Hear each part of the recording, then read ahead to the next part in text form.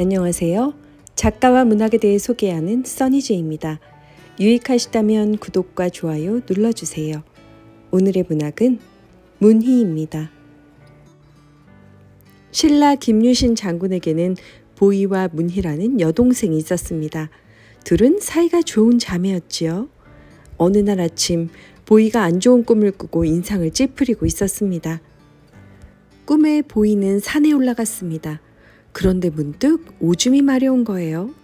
보희는 부끄러움도 있고 오줌을 넣었답니다. 그런데 이게 웬일일까요? 오줌 줄기가 폭포수처럼 쏟아지더니 서랍을 전체가 오줌에 잠기는 게 아니겠어요? 문희는 비단 치마를 줄 테니 그 꿈을 자기한테 팔라고 했습니다. 그로부터 열흘이 지났습니다. 김유신은 김춘추와 함께 공을 찼습니다. 김춘추는 아주 잘생긴 데다가 왕족이었지요. 어쩌면 왕위를 이어받을지도 모르는 사람이었습니다. 김춘추도 김유신과 가깝게 지내고 싶어 했습니다. 김유신은 됨됨이가 믿음직한 데다가 신라에서 으뜸 가는 장수였으니까요. 둘은 공을 주고받으며 한참 뛰었습니다. 그러다 김유신이 김춘추의 옷고름을 밟았습니다.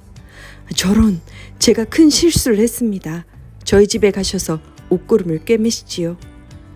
김춘추를 집으로 데려온 김유신은 서둘러서 보희를 불렀습니다. 내가 춘추공의 옷구름을 떨어뜨렸구나. 네가 가서 옷구름을 좀 꿰매드리거라. 예?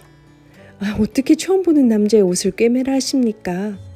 김유신은 가만히 한숨을 내쉬었습니다. 김유신은 문희를 불렀습니다. 내가 춘추공의 옷구름을 떨어뜨렸구나. 네가 옷구름을 꿰매드렸으면 좋겠다. 네, 오라버니. 알겠습니다. 유신공의 동생 문희라 하옵니다. 김춘추는 김유신이 동생을 보낸 까닭을 알아차렸습니다. 유신공이 내게 동생을 선보인 것이야. 김춘추는 문희를 찬찬히 살폈습니다. 참으로 복스럽고 아름답게 생긴 처녀로군. 그 뒤 김춘추는 김유신의 집을 자주 드나들었습니다.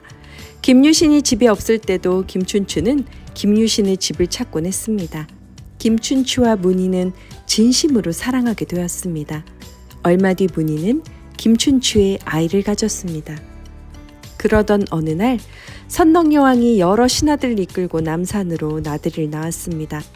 선덕여왕이 서라벌을 둘러보고 있는데 저 멀리서 검은 연기가 피어오르고 있었습니다. 저 집은 누구의 집인데 시커먼 연기가 피어오르는 것이요. 저곳은 김유신공의 집입니다. 누이 동생을 불태워 죽이려는 것 같습니다. 선덕여왕은 화들짝 놀랐습니다. 아니, 누이에게 왜 그런 끔찍한 벌을 내린단 말이오?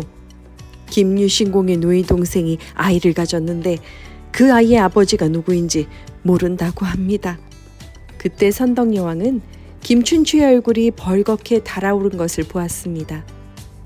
누가 아이의 아버지인지 알 것 같습니다. 김춘추, 자네가 아이의 아버지 아닌가? 김춘추는 아무 말도 못한 채 고개만 수그렸습니다. 선덕여왕은 꾸짖듯이 어서 가서 아내와 아이를 구하라고 했습니다. 김춘추는 김유신의 집으로 내달렸습니다.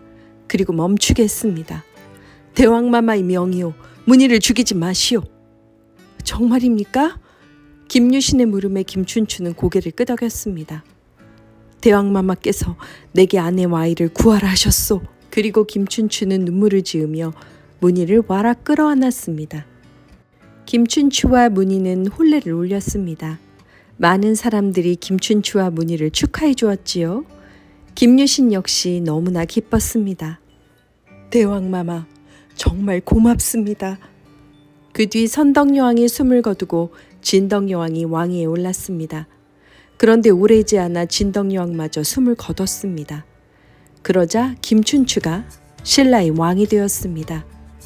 김춘추가 바로 제29대 태종 무열왕입니다. 무열왕은 나라를 슬기롭게 이끌었습니다. 당시 신라는 백제의 공격에 나라가 위태로울 지경이었습니다.